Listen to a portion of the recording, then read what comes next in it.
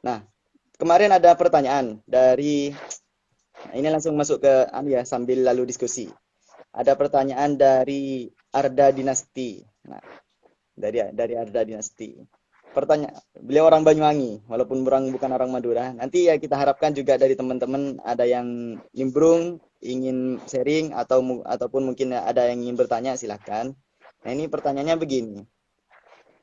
Kalau kayak sekarang itu kan saya kemas dengan bahasa yang enak gitu. Kalau kayak sekarang ini kan zamannya kita ikut kajian online, kemudian ya ikut kajian online dari Kiai A, kemudian dari Ustadz B dan lain semacamnya. Nah, apakah dengan hal tersebut kita bisa disebut dengan santri gitu ya? Apakah dengan hal tersebut kita sudah bisa mendapatkan predikat santri? Walaupun kita bukan nggak pernah mondok gitu, cuma ikut kajian online di YouTube atau di IG, apakah dengan hal tersebut kita bisa dilabel dengan kategori santri gitu? Gimana menurut teman-teman nih? Ya ini Nur Latifa, silakan tanya di tulis di kolom komentar, nanti kita bacakan. Yuk silakan jawab dulu. Oke, Gimana Rek? saya nyoba ya, dikit aja. Ini kan teman-teman juga tahu lah semua jawabannya. Target santri gitu ya, dia belajar melalui digital maksudnya, secara virtual. Gitu. Apakah dikatakan santri? Ya kalau kita mengacu kepada istilah umumnya, ya kalau dikatakan santri, ya, kalau dia lagi mondok, kalau di mondok di pesantren, gitu kan ya, itu mungkin sudah kita tahu sama. Cuman kalau kita mengutip definisi dari Gusmus, Mustafa Bisri, itu kan beliau mengatakan, istilah santri itu bukan hanya mereka yang ada di pondok, melainkan mereka yang, tapi mereka menerapkan akhlakul karimah seperti seorang muslim sejati, seperti itu. Artinya ketika dia bisa menerapkan karakter Islam yang baik, dia santun terhadap orang lain dan juga wawasannya luas, nah itu juga bisa dikatakan santri meskipun dia tidak mondok. Nah, begitu. Kalau arti secara klasiknya ya mungkin dikatakan santri kalau dia mondok di pesantren kan begitu. Karena emang istilah sebenarnya seperti itu. Kalau mondok dikatakan santri, kalau sekolah umum dikatakan siswa atau siswi begitu. Ya jadi itu mungkin dari saya pribadi.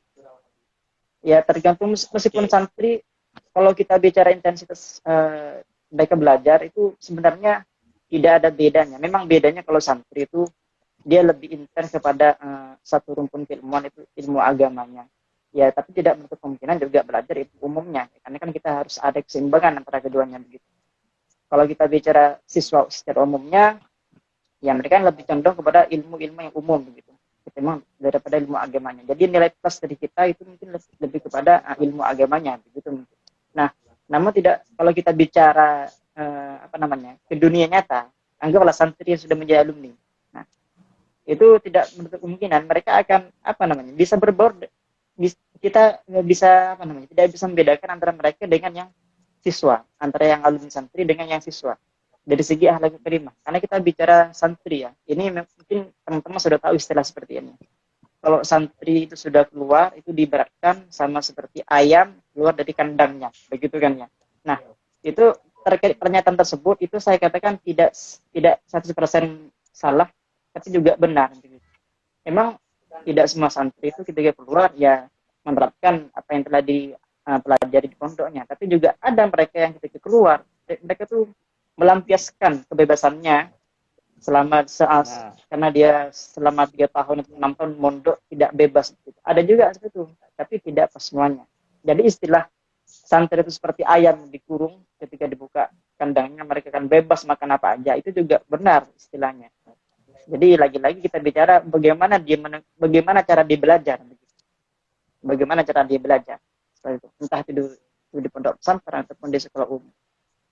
Itu kalau kita bahas oke. dalam. Gitu. Jadi itu tadi sedikit jawaban ya dari sedikit banyak jawaban dari Ustadz Suryadi Terlalu terkait tinggi kan. terkait santri al-YouTubiyah kan gitu. YouTube. Santri al-YouTubiyah wal Instagramiyah. Jadi mungkin kalau secara label ya bisa dikatakan ya dia juga santri karena menuntut ilmu kan tolabul ilmi kan gitu. Cuma terkait bagaimana sanad keilmuan dan semacamnya, nah itu ada ketentuan dan spesifikasi khusus. Ya, saya juga pernah menemukan dari salah satu Lora di Bangkalan. Ya, beliau juga termasuk dari salah satu kepanitiaan di program sanat waktu itu. Apa lupa saya namanya. Mungkin Neng Lua tahu yang punya beliau itu. Pernah dengar nggak? Enggak. Ya, intinya ada program hal tersebut yang mana ya membahas suatu bidang ilmu. Kalau nggak salah waktu itu fikih. Tapi secara online. Nah, tapi ya pastinya ada ketentuan-ketentuan tertentu sehingga nanti terkait sanad ilmuannya itu bisa nyambung begitu.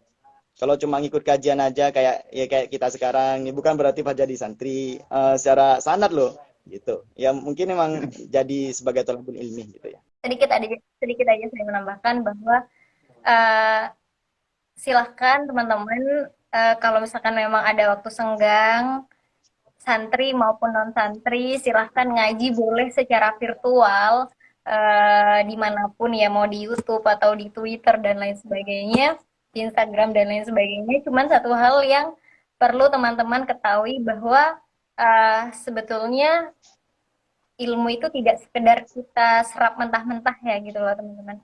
Artinya begini, kalau misalkan memang itu sanad ilmuannya belum jelas, artinya ini dari misalkan kalau pembahasan fikih itu dari imam siapa, itu jangan kemudian teman-teman kata orang Maduranya romoro etremah gitu, jangan kemudian kayak begitu. Memang harus kita harus banyak referensi atas ini berkaitan karena pertanyaannya fikih ya.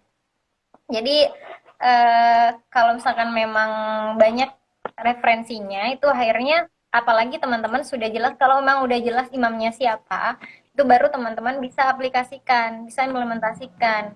Tapi kalau misalkan memang belum jelas, ada kan ya memang Ustadz Yutubiah yang belum menyertakan dengan imamnya siapa, rujukannya ke siapa, itu memang banyak saat ini.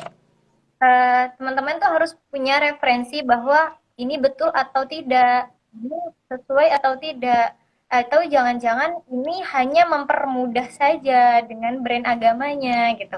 Nah itu hati-hati, makanya teman-teman jangan asal comot gitu, jangan asal comot semua pelajaran-pelajaran yang teman-teman terima di YouTube atau di platform-platform yang lain kayak gitu.